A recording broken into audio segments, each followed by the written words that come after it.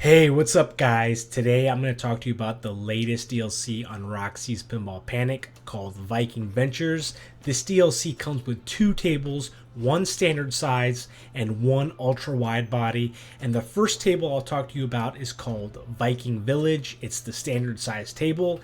And I want to mention a few things that I really liked about this table.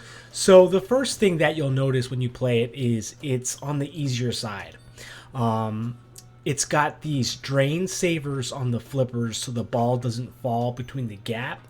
But what's actually pretty cool about both of these tables is the design. You have a very asymmetrical type of design where you can see one slingshot on the right but no slingshots on the left. You've got two flippers on the left and one slingshot on the right. But you've also got like an extra flipper, which was really popular, when early solid states started becoming a thing. And when you think about it, in pinball, three flippers or multiple flippers is almost like the norm. Think about all the stern tables that you've played today. Most of them have more than one set of flippers. A lot of them have an extra third flipper, like the one on this table. So you get that extra third flipper, which is really satisfying. It can hit those shields or those pop bumpers to get you some points. But what I also like about this table is the ramp shoots out upward through the wire guide and back onto the bumpers. So you get some guaranteed bumper action. It has some nice flow on this table. Even though it's an easier table than the ultra wide body, you have some very difficult shots. One of the hardest shots on this table is that left half horseshoe loop with the spinning lanterns. And that's another mechanic that I like about this table is you have multiple spinning lanterns, and you even got, as you can see, a statue, destructible statues that you can break on this table. I just noticed that. That's pretty cool. See how the statue is blocking the ramp? You also have these training dummies that you can knock down.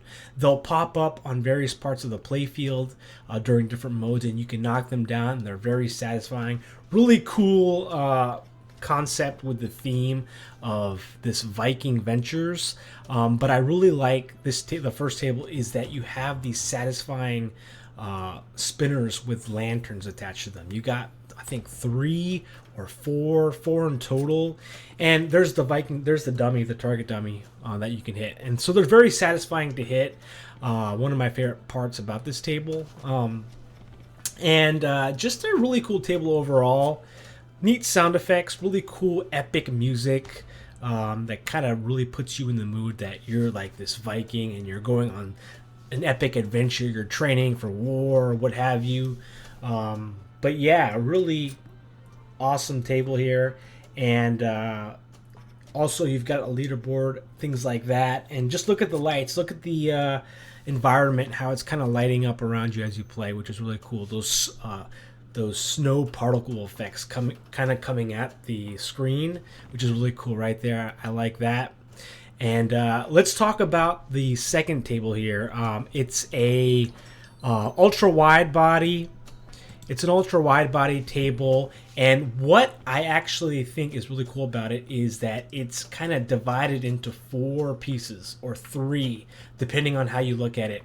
And that's something that Dom, the developer of Roxy's Pinball Panic, wanted to do, because we see that now in like Black Knight 2000, right, where you have an upper playfield. But how many times have you seen like playfields that are kind of divided up into like four squares or sections?